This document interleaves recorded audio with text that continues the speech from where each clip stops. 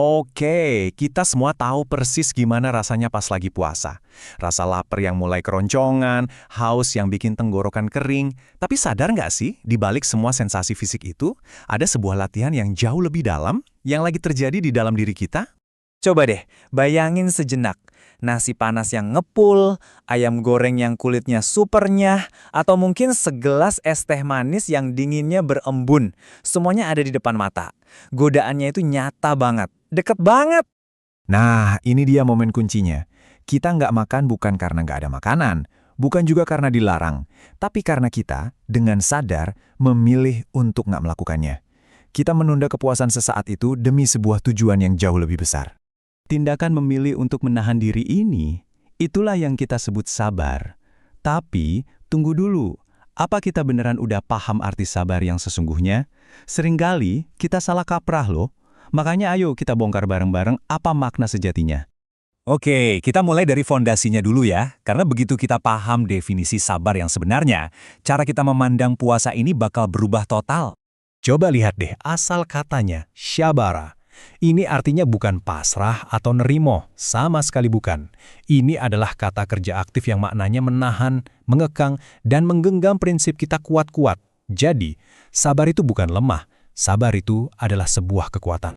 Dan ini dia nih yang sering banget salah dimengerti. Banyak yang mikir sabar itu pasif, lemah, atau cuma diem aja pas lagi susah. Padahal makna sejatinya adalah kekuatan aktif, sebuah keputusan sadar untuk bertahan, untuk menahan diri, dan untuk terus maju, nggak peduli seberapa berat situasinya. Para ulama membaginya jadi 3 area utama. Sabar dalam taat, contohnya kayak tetap sholat walau capek. Terus sabar dari maksiat, kayak nahan amarah. Dan yang terakhir, sabar pas lagi kena musibah. Nah, yang bikin puasa itu super spesial apa coba? Ibadah ini adalah satu-satunya paket latihan yang mengasah ketiga jenis kesabaran ini sekaligus setiap hari. Keren kan? Lalu, buat apa kita susah payah melatih ini semua? Apa sih hadiahnya? Jawabannya, jujur aja, bakal bikin kita takjub. Lebih dari 90 kali. Sebanyak itulah kata sabar dan variasinya muncul di dalam Al-Quran. Ini bukan angka yang kebetulan. Ini tuh sinyal yang jelas banget dari Tuhan, betapa pentingnya, betapa sentralnya kesabaran itu dalam hidup kita. Nah, ini dia bagian paling pentingnya. Lihat frasa kuncinya di ayat ini, tanpa batas. Coba deh kita renungkan sejenak. Ibadah lain seringkali pahalanya ada ukurannya kan? 10 kali lipat, 700 kali lipat. Tapi khusus untuk kesabaran, Allah nggak pasang angka. Nggak ada kalkulator yang bisa ngitung. Ini nunjukin betapa tak ternilainya sifat ini di matanya. Oke, hadiahnya tak terhingga. Pertanyaannya sekarang, gimana cara kita melatihnya? Gini deh, anggap aja bulan Ramadan ini adalah sebuah gym eksklusif. Tapi bukan buat otot fisik, melainkan gym untuk menempa jiwa kita. Dan setiap hari di gym jiwa ini, kita punya jadwal latihan yang lengkap. Ada strength training buat nahan lapar dan haus, ada kardio emosi buat ngelola amarah pas gula darah lagi turun, ada latihan verbal biar lisan kita nggak ngomong yang sia-sia, bahkan ada latihan mental buat jaga pandangan dan pikiran.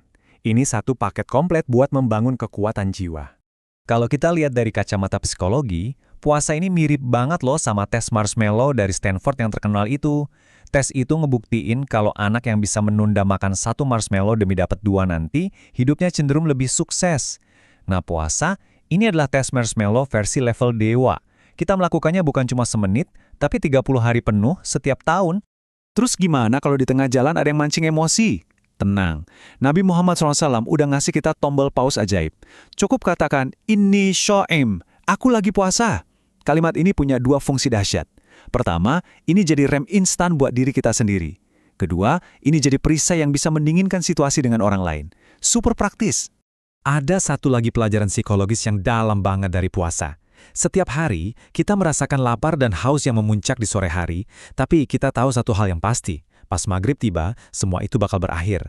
Nah, pengalaman yang berulang ini secara nggak sadar menanamkan keyakinan di jiwa kita bahwa semua kesulitan hidup, seberat apapun, juga punya waktu maghribnya sendiri. Semuanya pasti akan berlalu. Sekarang yuk kita tarik benang merahnya. Semua latihan di gym jiwa ini, semua tempaan diri ini, sebenarnya sedang membangun satu kekuatan yang paling fundamental. Kekuatan itu oleh psikologi modern disebut self-regulation atau regulasi diri. Dan banyak riset membuktikan, seperti yang bisa kita lihat, kemampuan untuk mengendalikan diri, yang intinya ya sabar itu, adalah prediktor kesuksesan yang jauh lebih kuat daripada sekedar IQ atau bakat bawaan. Ini adalah game changer dalam hidup kita. Dan ribuan tahun sebelum ada riset psikologi, Nabi Muhammad SAW sudah memberikan kita definisi kekuatan yang sesungguhnya. Beliau bersabda, orang kuat itu bukan yang jago gulat atau yang paling besar ototnya. Orang kuat sejati adalah dia yang mampu menaklukkan dan menguasai dirinya sendiri saat sedang marah. Inilah puncak dari semua latihan kita, kekuatan untuk menguasai diri sendiri. Jadi, lain kali Anda merasa lemas atau lapar saat berpuasa, ingat ini. Anda tidak sedang menjadi lemah. Justru sebaliknya, Anda sedang menempa kekuatan yang paling hakiki. Anda sedang membangun jiwa yang tangguh.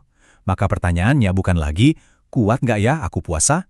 Tapi jiwa sekuat apa yang sedang kubangun di Ramadan ini?